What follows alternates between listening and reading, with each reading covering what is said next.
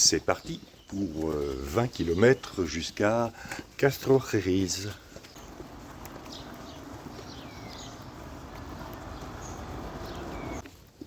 Le temps est toujours au beau et il fait un peu moins froid ce matin qu'hier.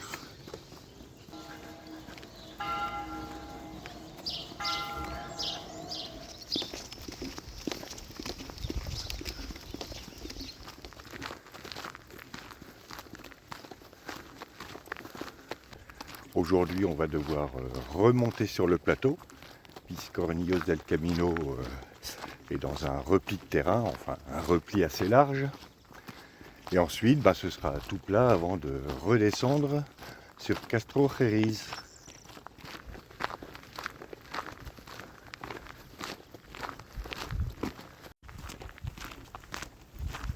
Et comme d'habitude, ces premiers kilomètres, on va s'échauffer. Et ensuite, je répondrai à un commentaire de vive voix que j'ai découvert ce matin et qui, je dois l'avouer, m'a fait un petit peu sourire.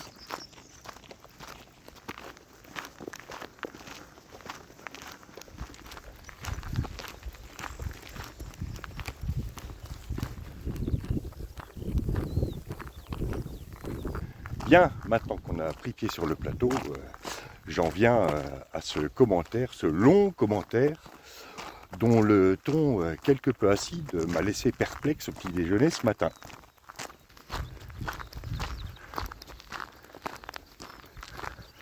Il me semblait, et j'ai réécouté la vidéo ce matin, que mes propos étaient clairs et que Clémentine avait fait une réflexion en traversant cette zone industrielle, une réflexion sur la manière dont elle ressentait la traversée de cette zone industrielle et de sa longueur.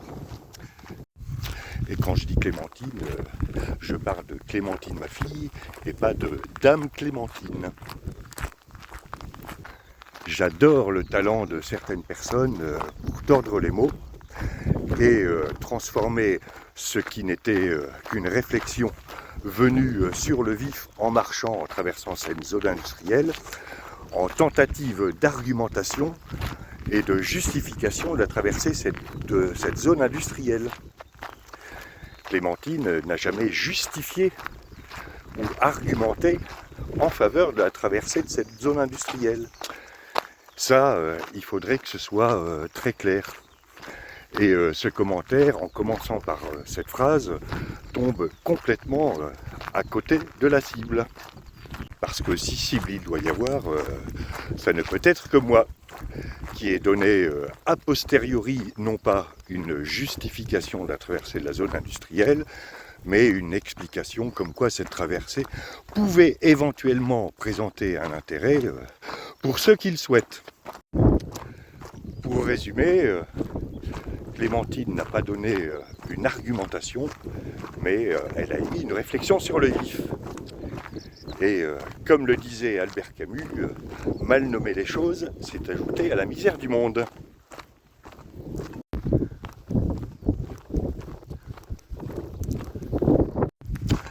Deuxième point, parler d'une horreur en traversant cette zone industrielle, ça me paraît un peu exagéré. Et je ne me souviens pas avoir dit qu'on l'a traversé avec résignation et abnégation. Mais bon, l'ajout de mots a posteriori à un propos, c'est un argument rhétorique bien connu.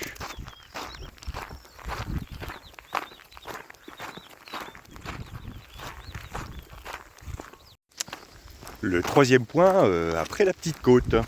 Et en fait, cette réponse va être aussi longue que le commentaire en question.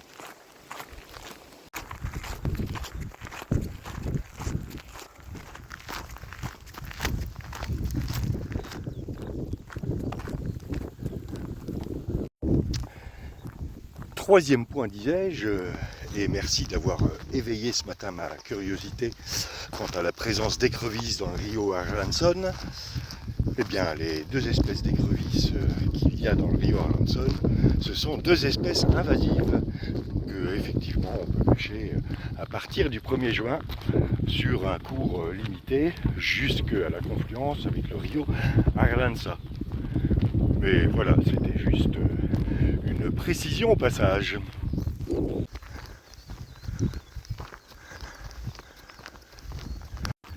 Quatrième point, en particulier à l'intention de ceux et celles qui auraient l'audace de traverser la zone industrielle en arrivant à Burgos, malheureusement, il n'y a pas un resto, pas un bar, jusqu'à ce qu'on arrive à la zone résidentielle. Les deux fast-foods que j'ai filmés sont tout à fait à la fin de la zone industrielle, et même bien dans la zone résidentielle. Pas un bar, je vais me plaindre à la municipalité de Burgos. Donc le choix n'est pas entre écrevisses et poissons panés.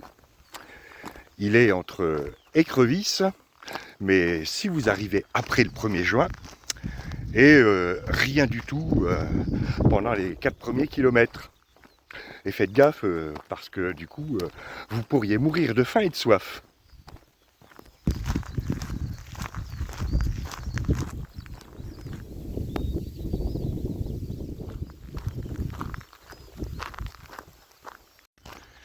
Dernier point, et qui est plutôt une question, quel rapport avec le menu des Templiers ?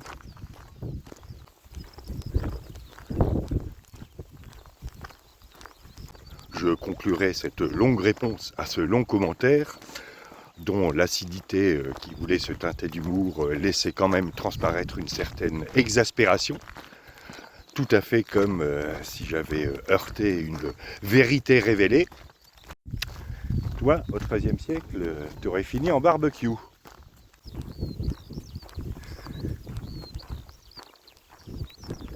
Je conclurai donc en répétant ce que j'ai dit hier, option nord ou option sud, faites votre propre choix, avec vos propres raisons, sans tenter de vouloir imposer un choix à qui que ce soit.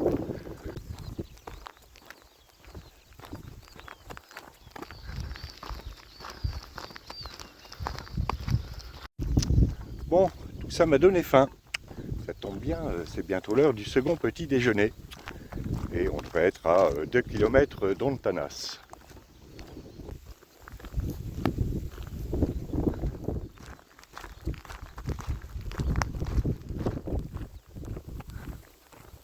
On approche de Ontanas, qui normalement devrait se découvrir au dernier moment.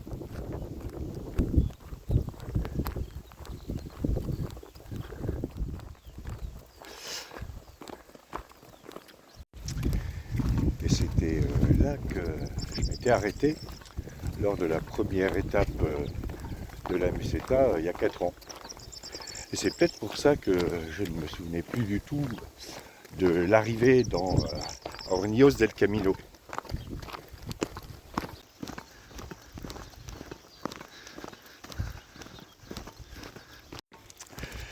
Et là, toutes les antilopes vont se retrouver autour du point d'eau.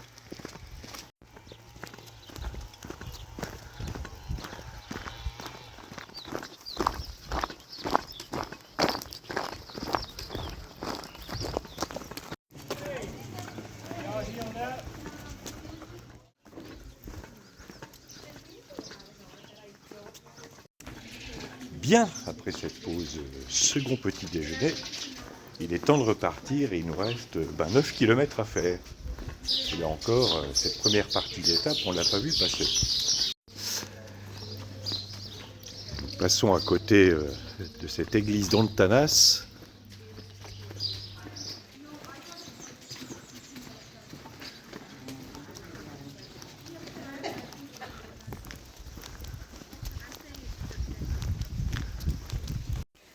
Et maintenant, ça va descendre jusqu'à Castrojeris, avec une petite montée à la fin.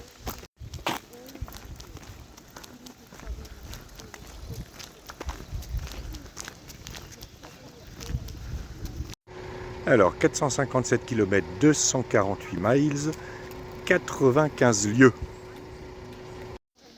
Ce qui fait qu'ici, une lieue, c'est un peu plus de 4810 mètres. Alors, lieue terrestre. D'ailleurs, si quelqu'un peut me fournir l'explication Pourquoi un 25e de degré pour les lieux terrestres et pourquoi un 20e pour les lieux marines? Je suis preneur.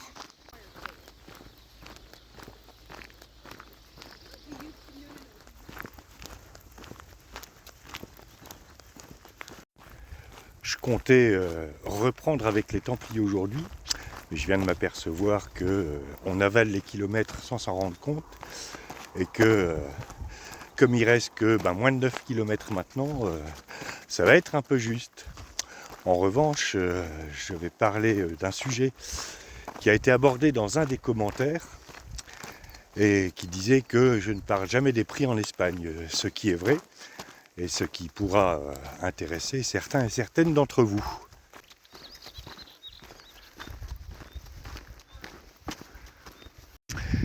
Disclaimer, comme on dit maintenant chez les youtubeurs, ce que je vais dire ne reflète que ma propre expérience, ma propre analyse d'une part, mais reflète aussi les échanges que j'ai pu avoir avec de nombreux pèlerins espagnols qui me paraissaient plus pertinents au niveau de l'évolution des prix en Espagne que des échanges faits avec des pèlerins étrangers qui mettent les pieds pour la première fois sur le Camino Frances.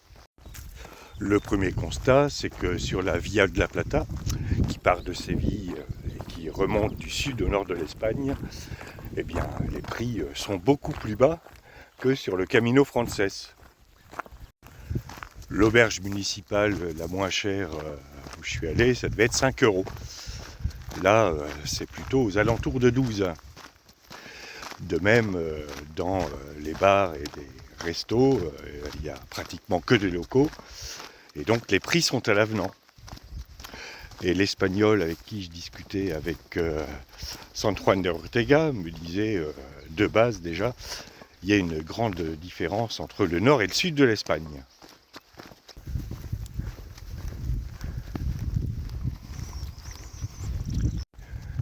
Le deuxième constat, c'est qu'en 4 ans, les prix ont quand même pas mal augmenté.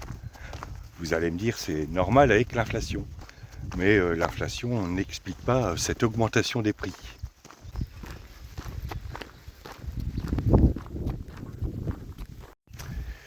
Là encore, ce sont les pèlerins espagnols, habitués des chemins qui sillonnent le pays, et qui, soit dit en passant, connaissent beaucoup mieux leur pays que moi, qui m'ont donné une partie de l'explication.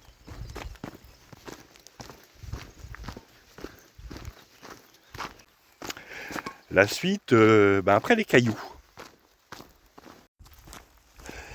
L'explication, elle est de deux ordres. D'une part, la fréquentation accrue sur le Camino Frances. D'autre part, l'évolution de la population qui parcourt ce chemin.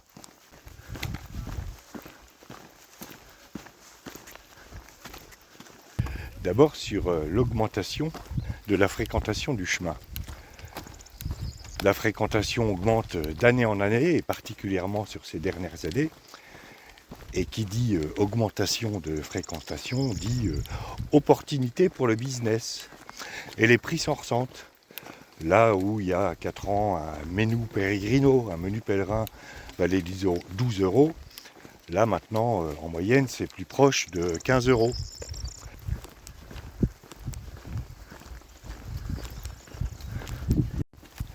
Un Espagnol me disait il y a quelques jours, quand je parcours le Camino Frances et que je veux manger, je m'écarte un peu du chemin. Et comme ça, je retrouve des prix un peu plus en rapport avec la réalité économique du pays et de ses habitants.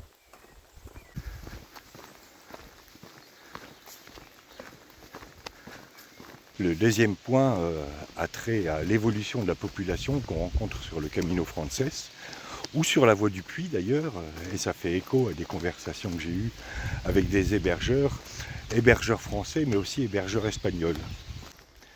Une proportion de plus en plus importante de marcheurs et de marcheuses demandent ce qu'une hébergeuse française appelait des prestations all-inclusive.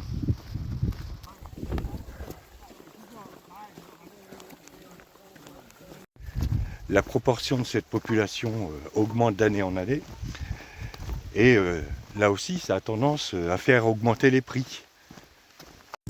Un autre pèlerin espagnol me disait aussi il y a quelques jours, si ça continue comme ça, les gens modestes ne pourront plus faire le Camino. La suite après le champ de coquelicots.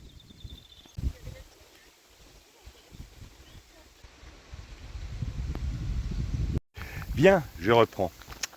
L'évolution de la population vers des marcheurs de plus en plus exigeants sur la qualité des hébergements et des services fait que les prix augmentent.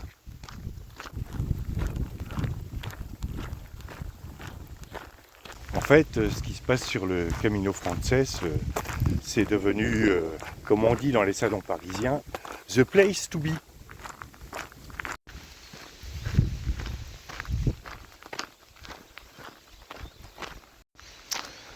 Au même titre que mon homologue espagnol il y a quelques jours, je crains que petit à petit, la sélection de qui parcourt le chemin se fasse selon l'épaisseur du porte-monnaie.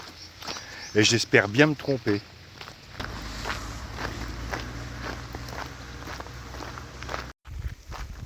Et ce serait bien dommage parce que la grande majorité des gens qu'on rencontre en ce moment parcourent le Camino Frances non pas parce qu'ils ont vu quelques posts sur Instagram, mais tout simplement parce qu'ils ont envie de le parcourir. Et ce, quelle que soit leur motivation, qui sont toutes aussi légitimes les unes que les autres d'ailleurs.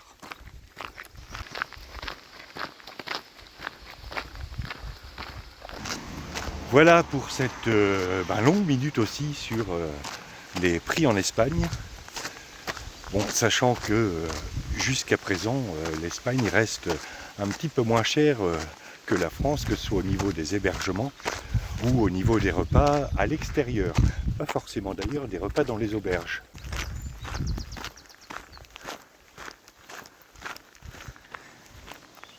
Et nous abordons l'ancien couvent de Saint-Antoine, ce qui veut dire que nous sommes à 3 km de Castro-Xeris. Et la lettre Tau, c'était le symbole des religieux de ce couvent.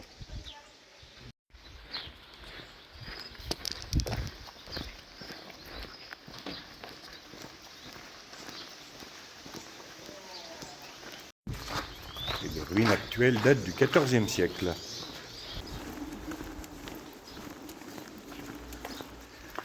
Et là-bas au loin, c'est Castro-Xeris. Et le nom Castro-Xeris viendrait du latin castrum sigerici, parce que ce village était déjà habité par les Romains. Il semble d'ailleurs que le château qui est au sommet de la colline, au-dessus du village, date des Romains.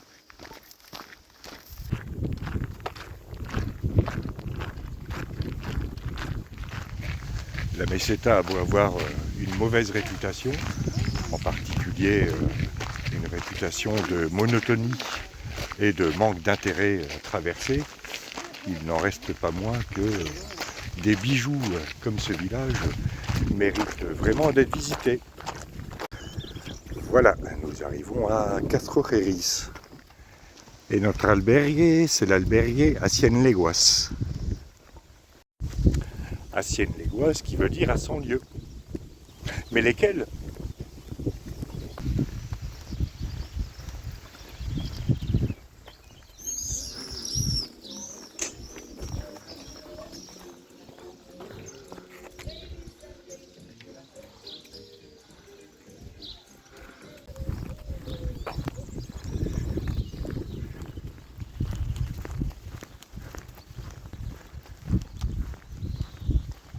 La rue principale de Castro-Xeris est assez longue parce que le village s'enroule en quelque sorte au pied de la montagne.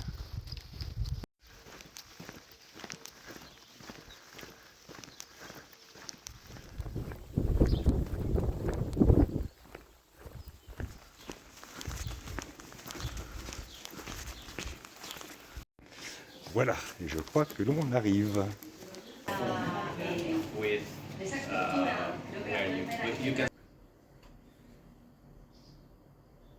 Voilà, on est installé, c'est confortable.